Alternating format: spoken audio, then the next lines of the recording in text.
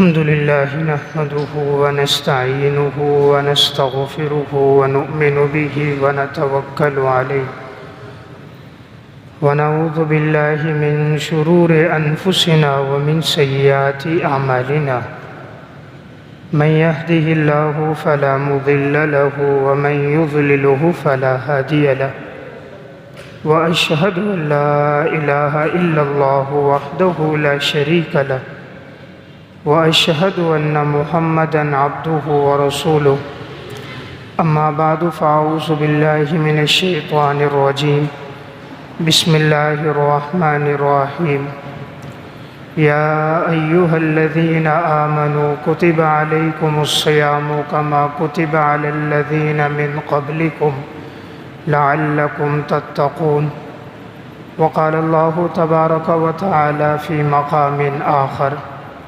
شهر رمضان الذي أنزل فيه القرآن هدى للناس وبينات من الهدى والفرقان فمن شهد منكم الشهر فليصم وقال النبي صلى الله عليه وسلم من صام رمضان إيمانا واحتسابا غفر له ما تقدم من ذنبه وقال النبي صلى الله عليه وسلم من لم يدع قول الزور والعمل به فليس لله حاجة أن يدع طعامه وشرابه صدق اللہ العظیم۔ میرے انتہائی واجب الاحترام قابل صد احترام بھائیوں، دوستوں اور بزرگوں، رمضان المبارک کا بابرکت اور باسعادت مہینہ شروع ہو چکا ہے۔ آج دوسرا روزہ ہے۔ رمضان المبارک کے روزے اللہ رب العزت نے فرض کیے ہیں۔ جیسا کہ پہلی شریعتوں میں روزہ رکھنا فرض تھا، اس شریعت میں بھی رمضان کے روزے رکھنا فرض ہے۔ قرآن کریم میں اللہ رب العزت نے فرمایا یا ایھا الذین آمنوا کتب علیکم الصیام کما کتب علی الذین من قبلکم لعلکم تتقون، اے ایمان والو، ہم نے تم پر رمضان کے روزوں کو فرض کر دیا ہے جیسے تم سے پہلے لوگوں پہ یہ فرض کیے گئے تاکہ تم لوگ پرہیزگار بن جاؤ۔ روزے کا مقصد قرآن کریم نے جو بیان فرمایا ہے وہ ہے لعلکم تتقون، تاکہ تم لوگ گناہوں سے بچ جاؤ۔ روزے کا مقصد گناہوں سے بچنا ہے، یعنی انسان کو اللہ رب العزت یہ مشق اس لیے کروا رہا ہے تاکہ انسان اس کے ذریعے گناہوں سے بچے۔ رسول اللہ صلی اللہ علیہ وسلم نے ارشاد فرمایا من لم يدع قول الزور والعمل به فليس لله حاجة أن يدع طعامه وشرابه، جو شخص روزے کی حالت میں جھوٹ بولنے کو اور جھوٹی باتوں پر عمل کرنے کو نہیں چھوڑتا تو اللہ تعالیٰ کو اس بات کی کوئی حاجت نہیں کہ اس نے اپنا کھانا پینا ترک کر دیا ہے۔ تو قرآن کریم اور حدیث سے یہ بات معلوم ہوئی کہ روزے کا اصل مقصد کیا ہے، انسان اپنے آپ کو گناہوں سے بچائے۔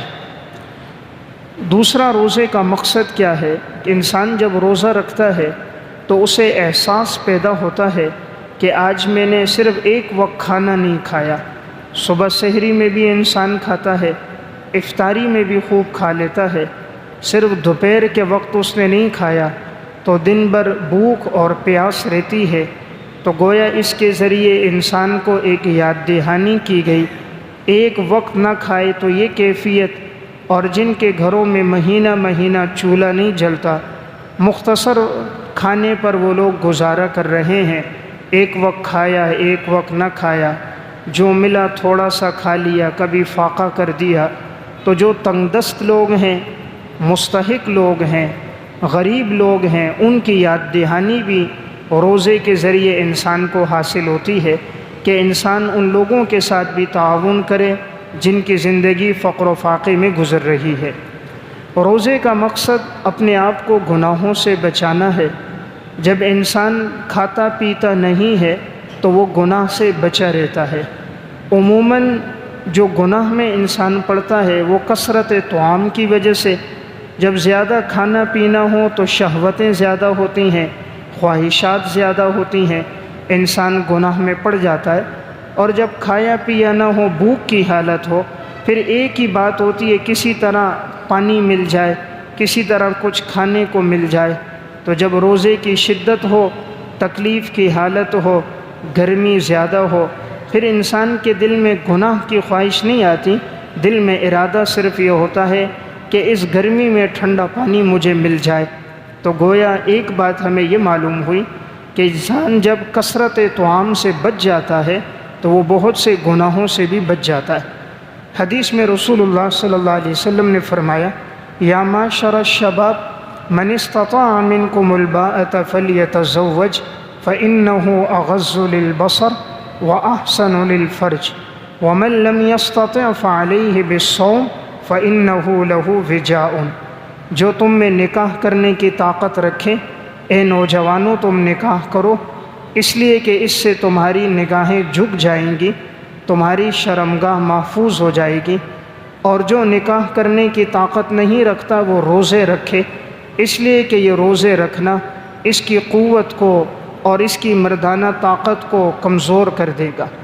تو گویا اس حدیث سے بھی یہ بات معلوم ہوئی، روزے رکھنے سے انسان کی خواہشات میں، گناہ کے ارادوں میں کمی آ جاتی ہے۔ پھر اس ماہ مبارک کی ایک خصوصیت بھی یہ ہے کہ رسول اللہ صلی اللہ علیہ وسلم نے ارشاد فرمایا، اذا دخل شہر رمضان فتحت ابواب الجنہ وغلقت ابواب جہنم وسلسلت الشیاطین۔ جب رمضان المبارک کا مہینہ آتا ہے، جنت کے دروازے کھول دیے جاتے ہیں، جہنم کے دروازوں کو بند کر دیا جاتا ہے، اور شیاطین کو زنجیروں میں جکڑ دیا جاتا ہے۔ تو اس وجہ سے بھی انسان گناہوں سے بچا رہتا ہے۔ اگر وہ ذرا بھی اہتمام کرے تو وہ اپنے آپ کو گناہوں سے بچا سکتا ہے۔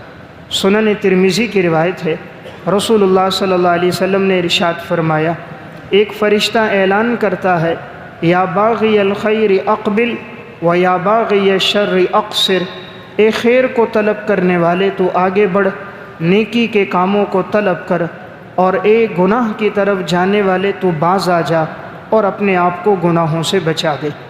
آپ صلی اللہ علیہ وسلم نے فرمایا، رمضان المبارک کی ہر رات میں بہت سے لوگوں کو جہنم سے آزاد کر دیا جاتا ہے۔ تو گویا یہ بابرکت مہینہ ہے جو جہنم سے خلاصی کا مہینہ ہے۔ تو روزے کا مقصد قرآن کریم نے بیان فرمایا کہ انسان اپنے آپ کو گناہوں سے بچائے، اور روزہ در حقیقت ہے بھی خوف خدا پر مبنی۔ انسان اگر چاہے تو بند کمرے میں کھا پی سکتا ہے، اسے دیکھنے والا کوئی نہیں ہے، لیکن وہ بند کمرے میں بھی اگر اپنے آپ کو کھانے پینے سے بچاتا ہے تو صرف اس لیے کہ میرا اللہ مجھے دیکھ رہا ہے، ورنہ انسانوں سے تو وہ اوجل ہے۔ کسی انسان کو نہیں معلوم کہ بند کمرے میں وہ کھا رہا ہے، لیکن وہ صرف اللہ کے ڈر سے کھانا پینا ترک کرتا ہے۔ اللہ رب العزت کو یہ عمل بہت محبوب ہے، اس لیے حدیث میں آتا ہے، نبی اکرم صلی اللہ علیہ وسلم نے ارشاد فرمایا، اللہ رب العزت ارشاد فرماتے ہیں، کل عمل ابن آدم لہ الا الصیام فإنہ لی وأنا اجزی بہ۔ ابن آدم کا ہر عمل اس کے لیے ہے سوائے روزوں کے، روزہ وہ میرے لیے رکھتا ہے اور میں ہی اس کا بدلہ دوں گا۔ چونکہ روزہ دل کا ارادہ ہے اور یہ کسی کو پتہ نہیں چلتا، روزے میں ریاکاری نہیں ہوتی۔ دیگر عبادات میں ریاکاری ہو سکتی ہے، انسان تلاوت کرے، سخاوت کرے، قیام اللیل کرے، نماز پڑھے، کبھی دل میں آ سکتا ہے کہ لوگ مجھے دیکھیں میں نیکوکار ہوں، لیکن جب روزہ رکھا ہے تو کسی کو پتہ نہیں ہوتا کہ اس نے روزہ رکھا ہے یا نہیں رکھا۔ یہ عمل صرف اللہ کے لیے ہوتا ہے، اس پر مخلوق مطلع نہیں ہوتی، اس لیے اللہ رب العزت نے فرمایا یہ میرے لیے ہے اور میں ہی اس کا بدلہ دوں گا۔ تو میں نے ایک بات یہ عرض کی، روزے کا مقصد گناہوں سے بچنا ہے، اس لیے کوشش اس بات کی ہو انسان سحری سے لے کر افطاری تک اور افطاری کے بعد سے لے کر اگلے دن کی سحری تک اللہ کی نافرمانی سے اپنے آپ کو بچائے۔ حضرات سلف کی زندگی کس طرح گزری تھی، خوف خدا کی کیا حالت اور کیا کیفیت ان لوگوں کی زندگی میں ہوتی تھی۔ مصنف ابن ابی شیبہ میں واقعہ ہے، حضرت ابو بکر صدیق رضی اللہ تعالیٰ عنہ راستے سے گزر رہے تھے، انہوں نے پرندوں کو دیکھا، وہ درخت پر بیٹھے، ایک درخت سے اڑتے ہیں دوسرے پہ بیٹھتے ہیں، دوسرے سے تیسرے پہ بیٹھتے ہیں، مختلف شاخوں پہ بیٹھتے ہیں، چہچہاتے ہیں۔ حضرت ابو بکر صدیق رضی اللہ تعالیٰ عنہ نے فرمایا، تم بڑے خوش قسمت ہو کہ قیامت کے دن تمہارے اوپر حساب اور کتاب کوئی نہیں۔ تم نے کبھی ایک درخت پہ بیٹھے، کبھی دوسرے پہ بیٹھے، یہی تمہاری خوشگوار زندگی ہے۔ آخرت میں تم نے اللہ کا سامنا نہیں کرنا۔ تو یہ کہتے اور ان کی آنکھوں سے آنسو بہنے لگ گئے۔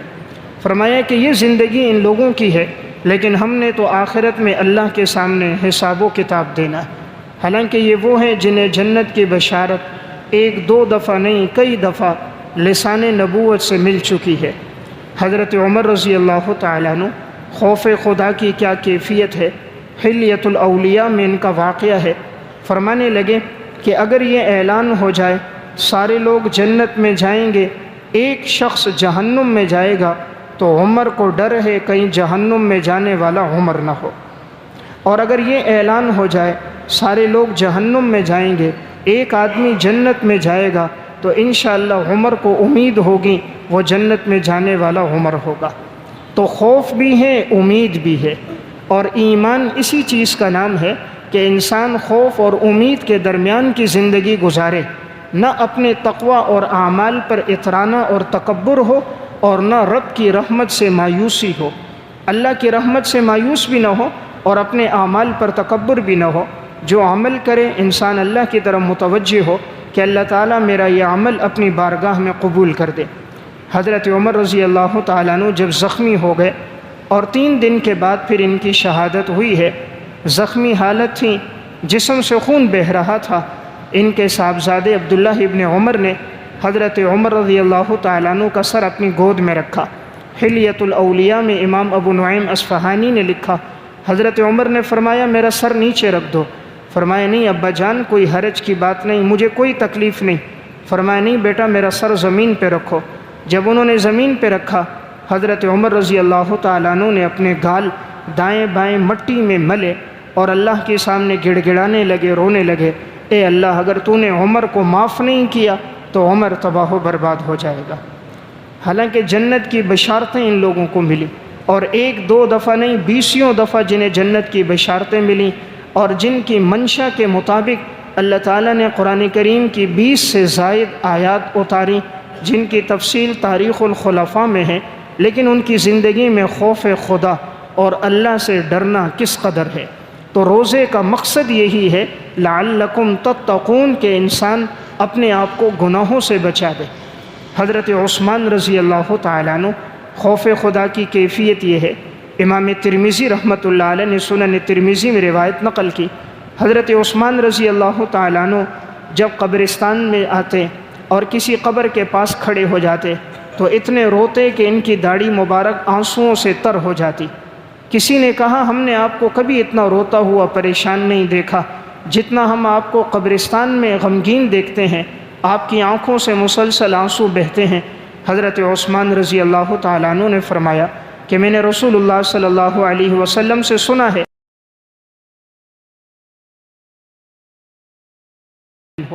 فرمایا کہ قبر آخرت کی منازل میں سے سب سے پہلی منزل ہے، اور جو شخص یہاں سے پار ہو گیا اس کے لیے تو نجات ہی نجات ہے، اور جسے یہاں سے نجات نہ ملی، عذاب میں گرفتار ہو گیا، پھر آگے بھی اس کے لیے عذاب ہی عذاب ہے۔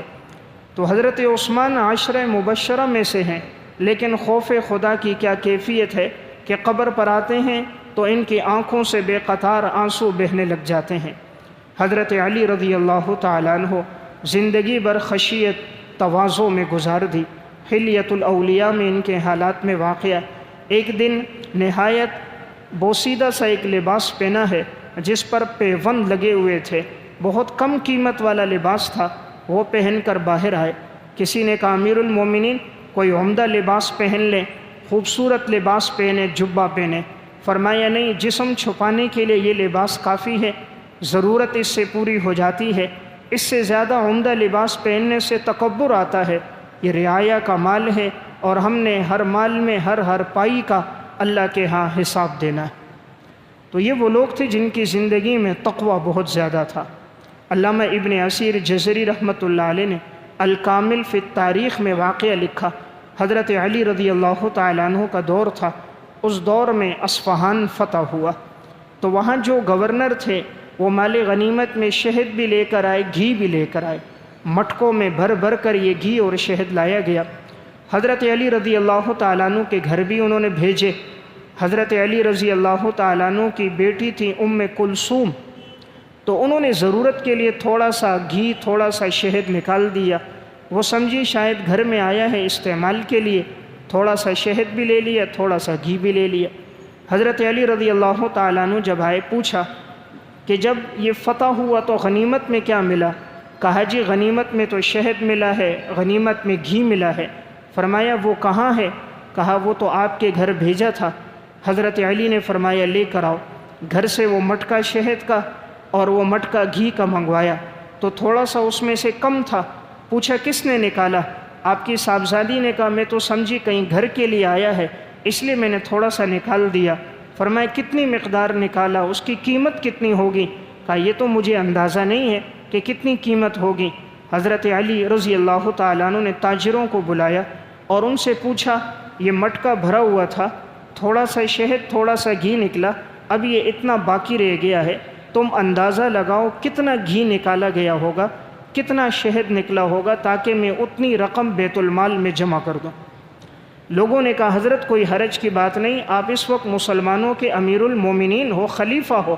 فرمایا نہیں، اگرچہ میں امیر المومنین خلیفہ ہوں، لیکن یہ رعایا کا حق ہے، میرے لیے اس کا استعمال درست نہیں، میری زندگی اس کے بغیر بھی گزر رہی ہے۔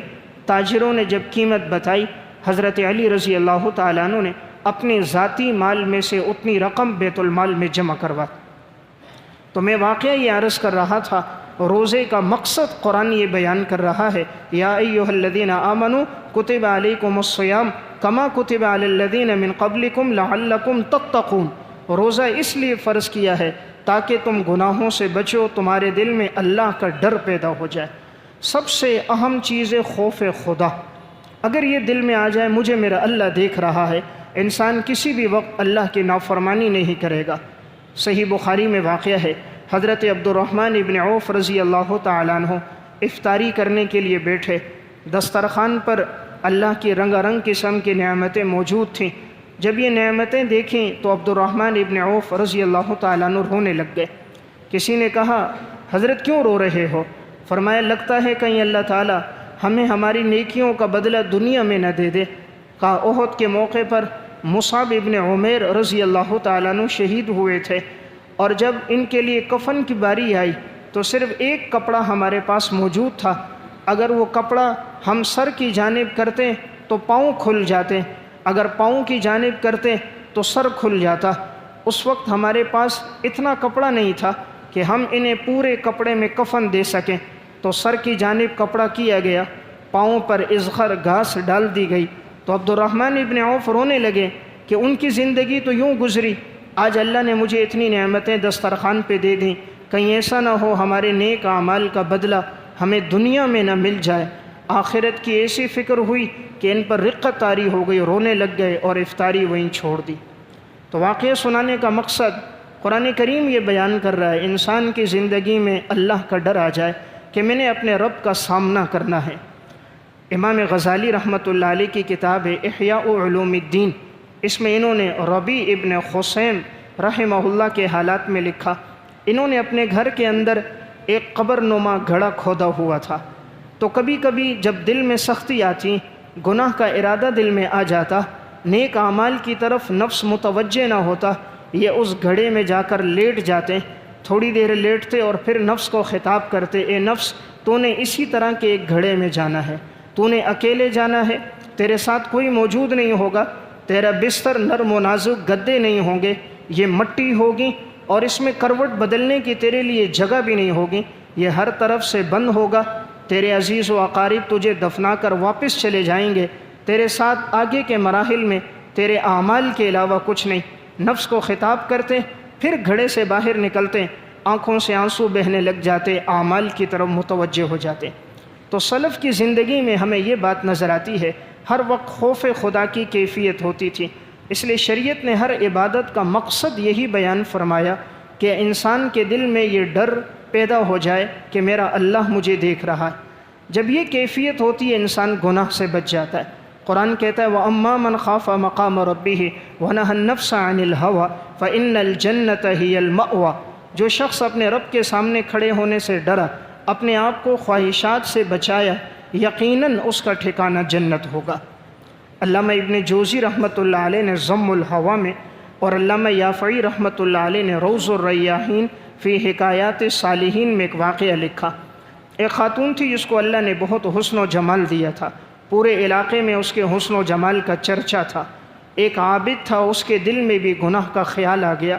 جس مجلس میں جاتے تو اس عورت کے حسن کا تذکرہ ہوتا تھا، اور وہ ایک رات کے 100 دینار لیتی تھی۔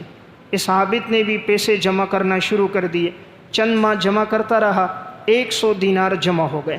اور جب جمع ہوئے تو اس عورت کے جو آگے نمائندہ عورت تھی اس کو اطلاع دی کہ آج میں آؤں گا، 100 دینار میرے پاس موجود ہیں۔ اس نے جا کر اطلاع دے دی فلاں علاقے کا ایک شخص نیک آدمی ہے، آج رات وہ آنے والا ہے، 100 دینار لے کر آیا۔ اس نے زیب و زینت بھی کی ہوئی تھی، نیا لباس بھی پہنا ہوا تھا اور اپنے تخت پر بیٹھی ہوئی تھی۔ جیسے یہ عابد آیا اس کے قریب، 100 دینار کی تھیلی اس کو دی۔ دینار سونے کا ہوتا ہے، اب وہ اس کو اپنے ساتھ گناہ کے لیے لے جانے لگی۔ ایک دن اس کے دل میں اللہ کا ڈر پیدا ہو گیا کہ میرا رب تو مجھے دیکھ رہا ہے، میں اللہ کے سامنے کیا جواب دوں گا اگر میں نے یہ گناہ کا کام اور زنا کا کام کر دیا۔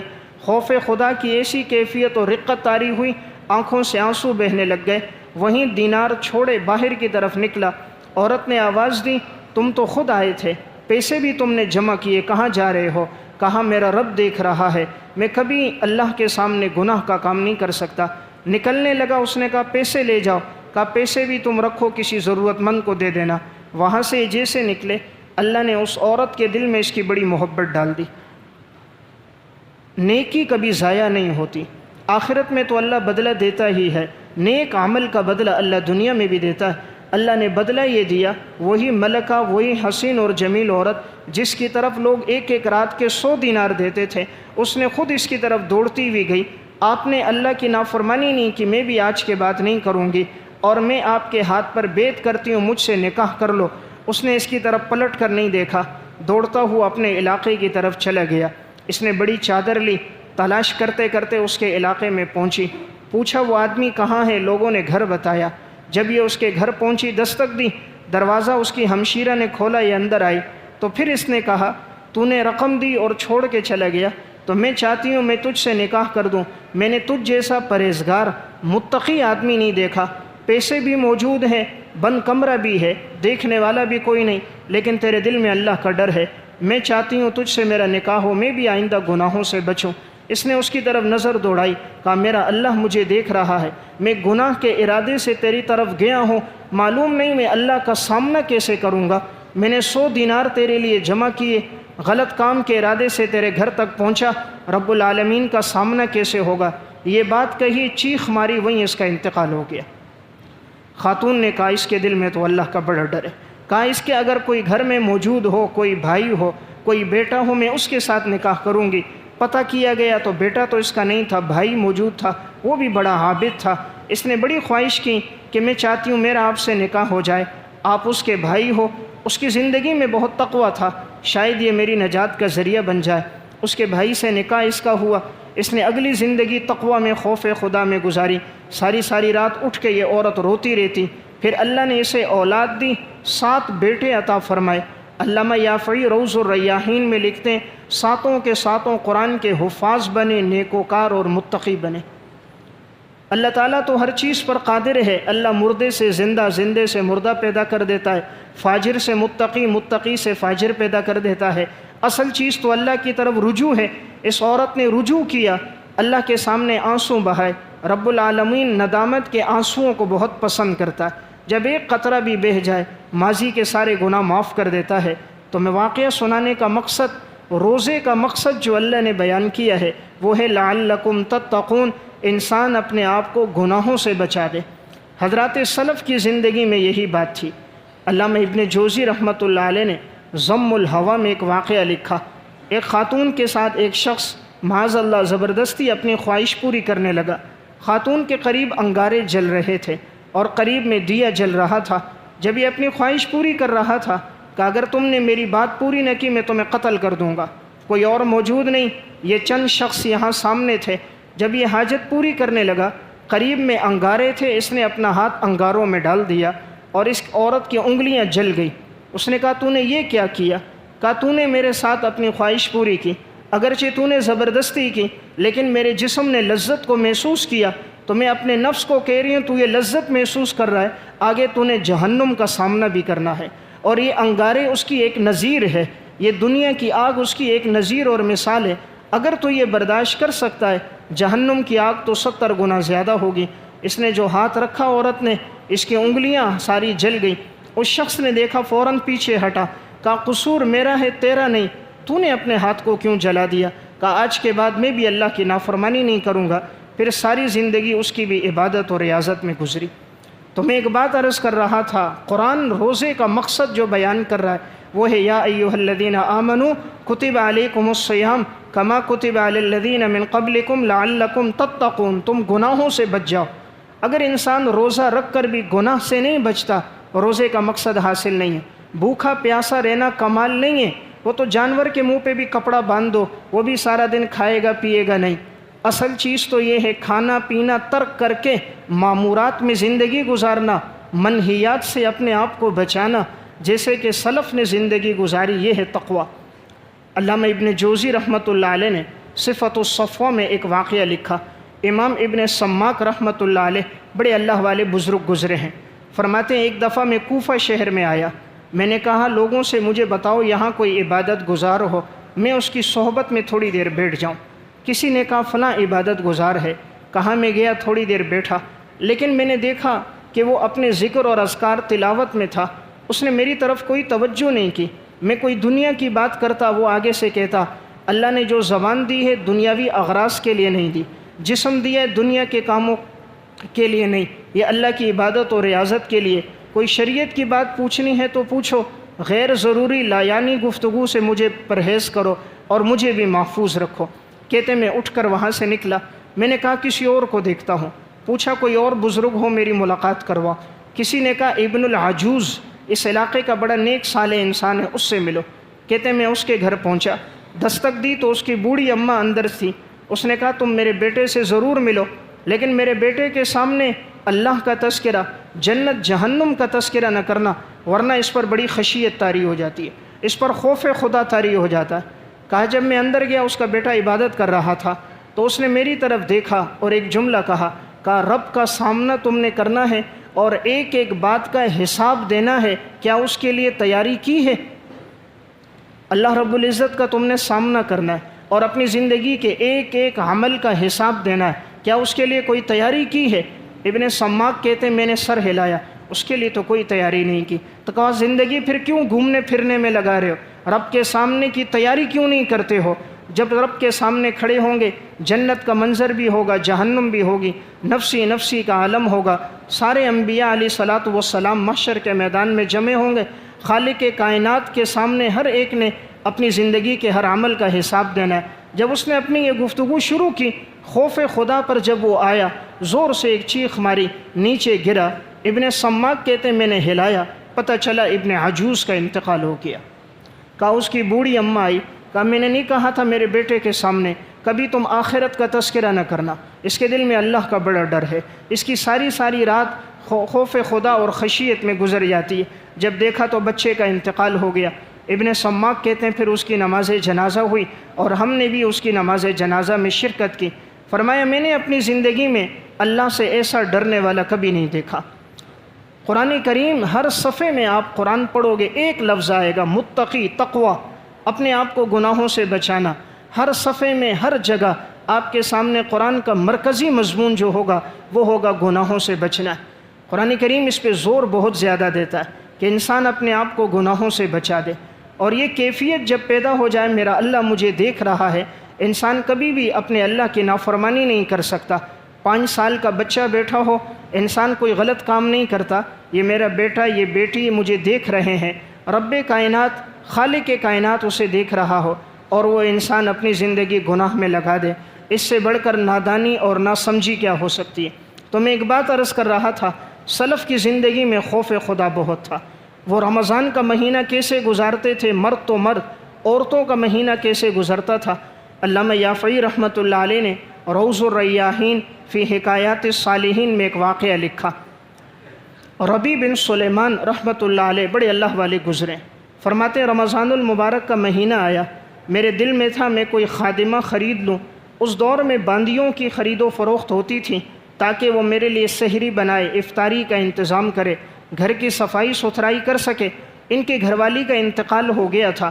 کہتے ہیں میں خادمہ خریدنے کے لیے بازار گیا تو میں دیکھ رہا تھا مجھے کوئی مل جائے، تو میں نے دیکھا ایک کی قیمت بہت کم تھی، جسم اس کا بالکل لاغر کمزور تھا، رنگ اس کا بالکل سیاہ تھا۔ تو میں نے اس سے پوچھا تو اس نے اس کی قیمت مجھے بہت کم بتائی، اس کے برعکس دوسروں کی قیمتیں بہت زیادہ تھیں۔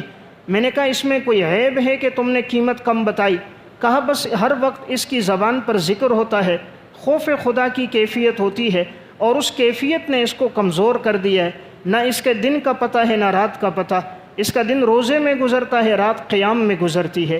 تمہاری مرضی، اگر خریدنا چاہو تو میں تمہیں کم قیمت پہ دے دوں گا۔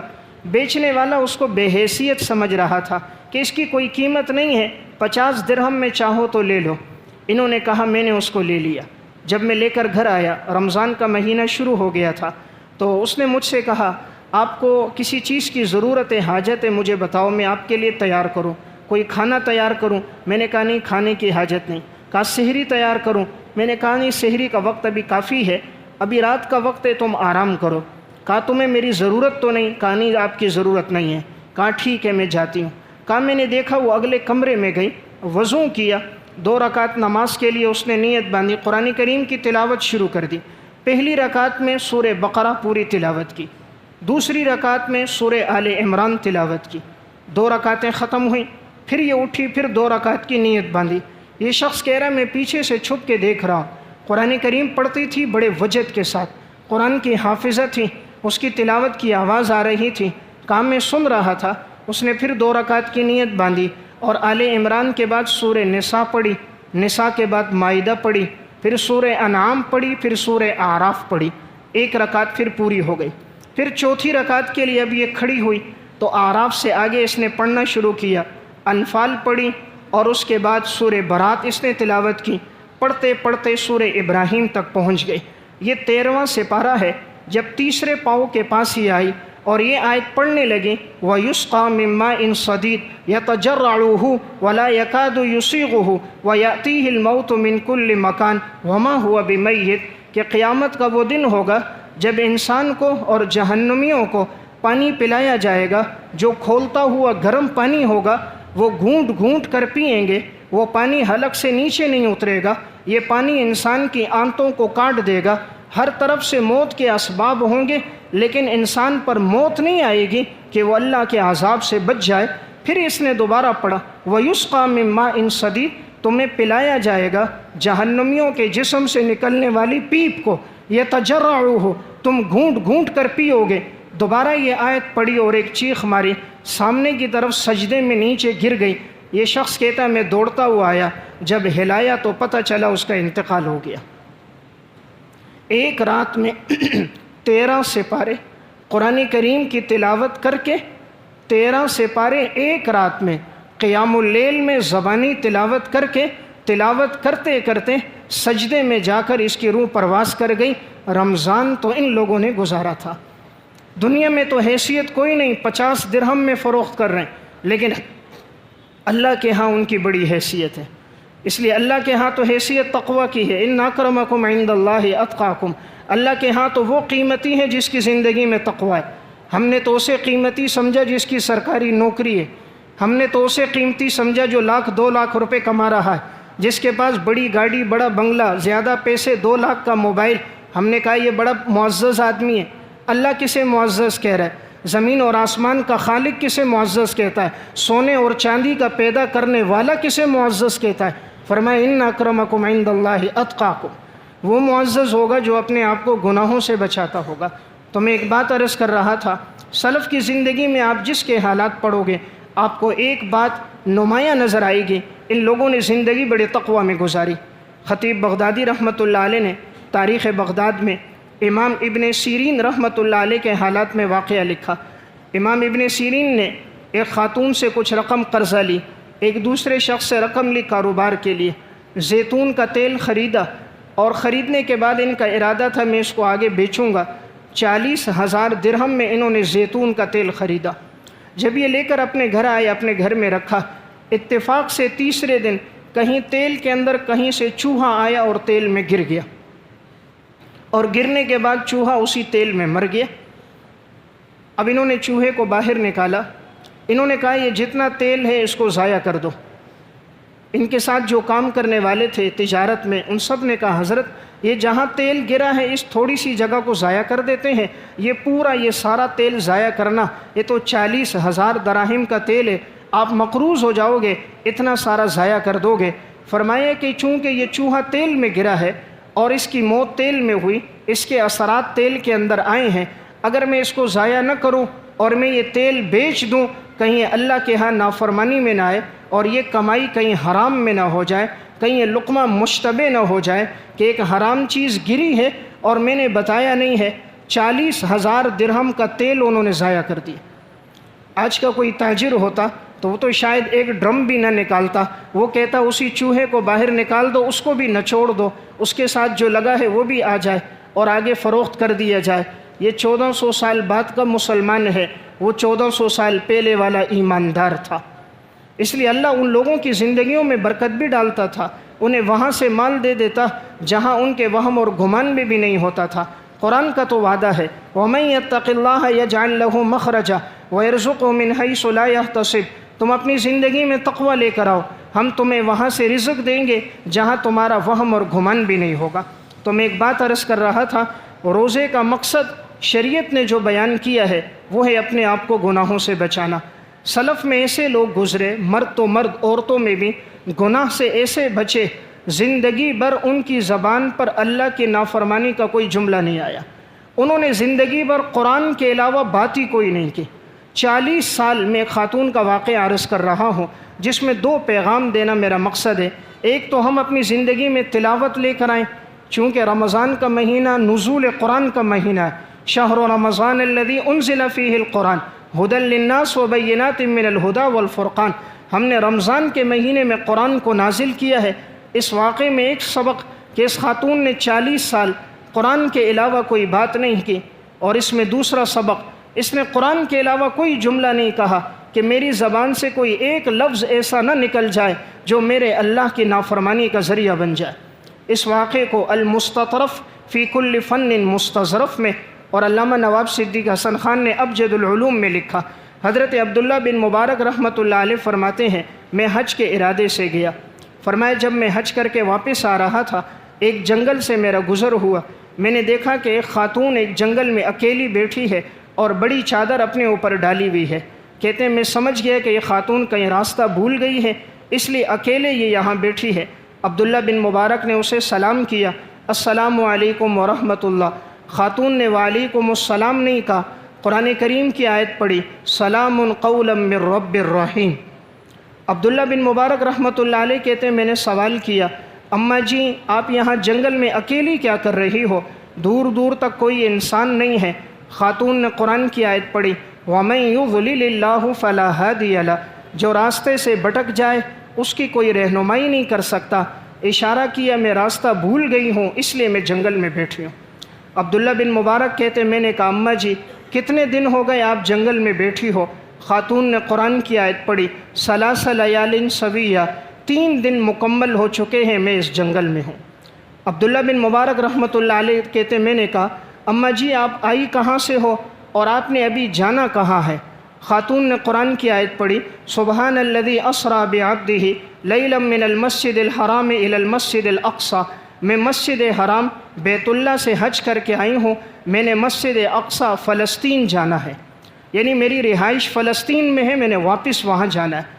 قرآن کے علاوہ کوئی بات نہیں کرتی۔ عبداللہ بن مبارک نے پھر کہا اماں جی اس جنگل میں آپ کھاتی پیتی کیا ہے؟ قرآن کی آیت پڑھی ہوا یطعمنی و یسقین، میرا رب مجھے کھلاتا بھی ہے، میرا رب مجھے پلاتا بھی ہے۔ عبداللہ بن مبارک رحمۃ اللہ علیہ فرماتے ہیں میں نے کہا اماں جی شاید آپ نے کچھ کھایا پیا نہ ہو، آپ کے پاس سواری بھی نہیں ہے، زاد راہ نہیں ہے، یہ میرے پاس کھانا ہے، کھانا کھول کر سامنے رکھا، اماں جی یہ کھا لو۔ خاتون نے قرآن کی آیت پڑھی اتم الصیام الی اللیل، روزے کو رات تک پورا کرو۔ اشارہ کیا میں روزے کی حالت میں ہوں، مجھے تمہارے کھانے کی ضرورت نہیں ہے۔ عبداللہ بن مبارک کہتے ہیں میں نے کہا اماں جی یہ تو رمضان کا مہینہ نہیں، یہ تو اس وقت ذی الحجہ کا مہینہ ہے، رمضان کے روزے فرض ہیں، ذی الحجہ میں تو روزے فرض نہیں، آپ کا نفلی روزہ ہے، آپ توڑ دو، آپ نے کھایا کچھ نہیں ہے۔ خاتون نے قرآن کی آیت پڑھی وَمَن تَطَوَّعَ خَيْرًا فَإِنَّ اللَّهَ شَاكِرٌ عَلِيمٌ، جو آدمی نفلی عمل بھی کرے اللہ بڑا قدردان جاننے والا ہے، انسان کو نفلی عمل پر بھی اجر دیتا ہے۔ کہا اس خاتون نے میرا کھانا نہیں لیا۔ میں نے خاتون سے پوچھا اماں جی 3 دن میں آپ نماز بھی پڑھتی ہوگی، نماز کے لیے وضو شرط ہے، وضو کے لیے پانی شرط ہے، یہاں دور دور تک پانی کا نام و نشان کوئی نہیں، آپ وضو کیسے کرتی ہو؟ خاتون نے قرآن کی آیت پڑھی فَلَمْ تَجِدُوا مَاءً فَتَيَمَّمُوا صَعِيدًا طَيِّبًا، اگر تم پانی نہ پاؤ تم پاکیزہ مٹی سے تیمم کر لو۔ کہا پانی موجود نہیں ہے لیکن مٹی تو موجود ہے، تو میں مٹی سے تیمم کر کے نماز پڑھتی ہوں۔ عبداللہ بن مبارک رحمۃ اللہ علیہ نے فرمایا اماں جی اگر آپ چاہو میں آپ کو قافلے والوں تک پہنچا دوں جن سے آپ بچھڑ گئی ہو۔ عبداللہ بن مبارک نے اپنی سواری کو نیچے بٹھایا تاکہ یہ خاتون سواری پر اونٹنے کی سواری پہ بیٹھ جائے۔ خاتون نے عبداللہ بن مبارک کو دیکھ کر قرآن کی آیت پڑھی قُلْ لِلْمُؤْمِنِينَ يَغُضُّوا مِنْ أَبْصَارِهِمْ وَيَحْفَظُوا فُرُوجَهُمْ، ایمان والو اپنی نگاہوں کو چھپا دو، نگاہوں کو پوشیدہ کر دو، نگاہوں کو پست کر دو اور اپنی شرمگاہ کی حفاظت کرو۔ اشارہ کیا آپ نگاہیں جھکاؤ، میں سواری پہ بیٹھوں گی، ہو سکتا ہے باد مخالف سے ہوا چلے، میرا دامن یہ دوپٹہ ہوا میں اوپر ہو جائے، جسم پہ نظر نہ پڑ جائے، حالانکہ یہ 80 سال کی بوڑھی اماں ہے، 80 سال سے زائد اس کی عمر ہے۔ عبداللہ بن مبارک کہتے ہیں میں نے اپنا رخ دوسری طرف کیا، اماں جی سواری پر بیٹھ گئی۔ اب جیسے بیٹھی تو اس نے دعا پڑھنی شروع کرنا چاہا تھا، لیکن میں نے سواری کو لیا، میں تیزی میں آگے لے جانے لگا تو اچانک سواری بدک گئی تو وہ اوپر سے نیچے گر گئیں۔ بوڑھی اماں تھیں، سواری تیز رفتار تھی تو وہ اوپر سے سنبھل کر بیٹھ نہیں سکی تھی، سواری بھاگنے لگی، جب یہ نیچے گریں تو میں نے اپنی سواری کو مارنا شروع کر دیا تو اس اماں نے مجھے مخاطب کر کے کہا وَمَا أَصَابَكُم مِّن مُّصِيبَةٍ فَبِمَا كَسَبَتْ أَيْدِيكُمْ، انسان کو جو مصیبت پہنچتی ہے اس کے اعمال کی وجہ سے پہنچتی ہے۔ اشارہ کیا سواری کا قصور کوئی نہیں، شاید میری زندگی کا کوئی گناہ ہوگا جس کی اللہ نے مجھے سزا دی ہوگی، سواری کو نہیں مارو، اس کا قصور کوئی نہیں۔ اب عبداللہ بن مبارک کہتے میں نے کہا اماں جی اگر آپ چاہو میں سواری کو باندھ دوں، تو انہوں نے قرآن کی آیت پڑھی فَفَهَّمْنَاهَا سُلَيْمَانَ، اللہ تعالیٰ نے آپ کو دین کی بڑی سمجھ عطا فرمائی ہے۔ کہا میں نے سواری کے پاؤں باندھ دیے۔ اب خاتون تسلی سے سواری پر بیٹھ گئی، میں سواری کی لگام پکڑے آگے تیزی سے جا رہا تھا اور بلند آواز سے اشعار پڑھ رہا تھا۔ خاتون نے مجھے دیکھا، قرآن کی آیت پڑھی وَقْصِدْ فِي مَشْيِكَ، اپنی رفتار میں اعتدال لے کر آؤ، تیزی سے کیوں جا رہے ہو، اعتدال کے ساتھ چلو۔ کہا میں اعتدال سے چلنے لگا، لیکن شاعر تھے، اشعار پڑھ رہے تھے۔ خاتون نے ان کی طرف دیکھا اور قرآن کی آیت پڑھی فَقْرَؤُوا مَا تَيَسَّرَ مِنَ الْقُرْآنِ، اللہ کے بندے پڑھنا ہے قرآن پڑھ، اشعار کیوں پڑھتا ہے، یہ غزلیں کیوں پڑھتا ہے، خدا کا کلام کیوں نہیں پڑھتا۔ اب عبداللہ بن مبارک کہتے ہیں میری زبان پر بھی تلاوت، خاتون کی زبان پر بھی تلاوت، تو میں نے راستے میں چلتے ہوئے اچانک پوچھ لیا اماں جی آپ کے شوہر کا نام کیا ہے، خاندان کون سا ہے، قبیلہ کون سا ہے، رہائش کہاں ہے؟ خاتون ایک دم غصے ہوئی، قرآن کی آیت پڑھی یا ایھا الذین آمنوا لا تسألوا عن اشیاء ان تبد لکم تسؤکم، ایمان والو ایسی چیز کے بارے میں مت سوال کرو اگر وہ ظاہر کر دی جائے تو تمہیں ناپسند ہو۔ یعنی تم مجھ سے میرا ڈیٹا کیوں مانگ رہے ہو، میں کہاں کی رہنے والی ہوں، میرا شوہر کون ہے، میرے بیٹے کون ہیں۔ آج کی کوئی خاتون ہوتی وہ سب کچھ بھی بتا دیتی، موبائل نمبر بھی بتا دیتی۔ 1400 سال پہلے کی ایمان والی عورتیں ہوتی تھیں، زندگی میں خوف خدا اور خشیت تھی۔ کہا اس چیز کے بارے میں تم نے کیوں مجھ سے پوچھا؟ عبداللہ بن مبارک کہتے میں نے کہا اماں جی غلطی ہو گئی، میں نے آپ سے نجی معاملات کے بارے میں پوچھا۔ خاتون نے قرآن کی آیت پڑھی لا تثریب علیکم الیوم، تمہارے اوپر کوئی ڈانٹ ڈپٹ نہیں، اللہ تمہارے گناہ کو معاف کرے۔ اب کہا میں سواری کو لے کر چل رہا ہوں تو میں نے اس اماں سے پوچھا آپ جس کے ساتھ آئی تھیں تو وہ کون تھے، آپ کے بیٹے تھے، آپ کا شوہر تھا، والد تھا، کون تھا؟ خاتون نے قرآن کی آیت پڑھی، المال والبنون زینت الحیات الدنیا، مال اور اولاد دنیا کی زینت ہے۔ اشارہ کیا میرے ساتھ میرے بیٹے موجود تھے۔ کہا چلتے چلتے قافلہ نظر آ گیا، تو میں نے کہا یہ قافلہ سامنے آ گیا ہے، اب میں آپ کے بیٹوں کو کیسے تلاش کروں گا؟ آپ کے بیٹے کون ہیں؟ خاتون نے قرآن کی آیت پڑھی، وَعَلَامَاتٍ وَبِالنَّجْمِ هُمْ يَهْتَدُونَ، میرے بیٹے وہ ہیں جن کے ذریعے اللہ لوگوں کو ہدایت دیتا ہے، یعنی کوئی عام لوگ نہیں ہیں بلکہ وہ قافلے کے رہبر رہنما مقتدا ہیں۔ میں نے پوچھا آپ کے بیٹوں کا نام کیا ہے؟ خاتون نے قرآن کی 3 آیتیں پڑھی، وَاتَّخَذَ اللَّهُ إِبْرَاهِيمَ خَلِيلًا وَكَلَّمَ اللَّهُ مُوسَىٰ تَكْلِيمًا وَاذْكُرْ فِي الْكِتَابِ إِسْمَاعِيلَ، اشارہ کیا میرے ایک بیٹے کا نام اسماعیل ہے، ایک بیٹے کا نام ابراہیم ہے، ایک بیٹے کا نام موسیٰ۔ عبداللہ بن مبارک کہتے ہیں میں گیا، میں نے آواز دی، موسیٰ کون ہے، اسماعیل کون ہے، ابراہیم کون ہے؟ 3 نوجوان دوڑتے ہوئے آئے، چچا جان کیا ہوا؟ میں نے کہا یہ خاتون مجھے راستے میں ملی ہیں، پتہ نہیں کون ہے۔ کہا یہ تو ہماری ماں ہے جو ہم سے سفر میں بچھڑ گئی تھی، ہم نے بہت تلاش کیا ہمیں نہیں ملی۔ تینوں بیٹے دوڑتے ہوئے اپنی بوڑھی اماں کے پاس آئے، جیسے پہنچے ماں کو سلام کیا، ماں نے پھر قرآن کی آیت پڑھی، سلام قولا من رب الرحیم۔ ماں نے تینوں بیٹوں کو مخاطب کر کے قرآن کی آیت پڑھی، فَبَعَثُوا أَحَدَكُمْ بِوَرِقِكُمْ هَذِهِ إِلَى الْمَدِينَةِ فَلْيَنظُرْ أَيُّهَا أَزْكَىٰ طَعَامًا، پیارے بیٹو دوڑتے ہوئے بازار جاؤ اور بہترین قسم کا کھانا مہمان کے لیے لے کر آؤ۔ تینوں بیٹے گئے بازار، بہترین قسم کا کھانا لایا، عبداللہ ابن مبارک کے سامنے رکھ دیا۔ عبداللہ بن مبارک کھانا نہیں کھا رہے، خاتون نے قرآن کی آیت پڑھی، کلوا واشربوا ہنیئا بما اسلفتم فی الایام الخالیہ، کھاؤ پیو یہ بدلہ ہے اس کا جو تم نے ماضی میں ہمارے اوپر احسان کیا ہے۔ اب عبداللہ بن مبارک نے کہا میں اس وقت تک نہیں کھاؤں گا جب تک یہ بات میرے سامنے نہ ہو، 2 دن گزر چکے ہیں، میں جو بات کرتا ہوں یہ اماں قرآن کی آیت پڑھتی ہے، میں جو سوال کرتا ہوں یہ قرآن کی آیت پڑھ کر جواب دیتی ہے، یہ قرآن کے علاوہ بات کیوں نہیں کرتی؟ ہر بات کا جواب اس کا قرآن سے، قرآن کے علاوہ کیوں نہیں بولتی؟ بڑے بیٹے ابراہیم نے جو جواب دیا وہ سنانے کے لیے میں نے آپ کو واقعہ سنایا۔ بڑے بیٹے ابراہیم نے کہا، منذ 40 سنة لم تتکلم الا بالقرآن، 40 سال ہو چکے ہیں ہماری ماں نے قرآن کے علاوہ کوئی بات نہیں کی۔ منذ 40 سنة لم تتکلم الا بالقرآن، 40 سال ہو گئے ہماری ماں قرآن کے علاوہ کوئی بات نہیں کرتی، جس بات کا حکم دے گی قرآن سے، جواب دے گی قرآن سے۔ 40 سال میں قرآن کے علاوہ اس نے کوئی بات نہیں کی۔ واقعہ سنانے کا میرا مقصد، سلف میں یہ لوگ گزرے تھے جنہوں نے اپنے آپ کو گناہوں سے ایسا بچایا تھا، اپنی زندگی ایسی انہوں نے محتاط گزاری تھی، قرآن کریم کے ساتھ ان کا ایسا والہانہ تعلق اور شغف تھا۔ تو ہم بھی اس بات کی کوشش کریں، اس ماہ مبارک میں گناہوں سے بھی بچیں، قرآن کریم کی تلاوت پر اپنی زندگی گزاریں۔ اللہ ہم سب کو عمل کی توفیق عطا فرمائے۔ وآخر دعوانا ان الحمد للہ رب العالمین۔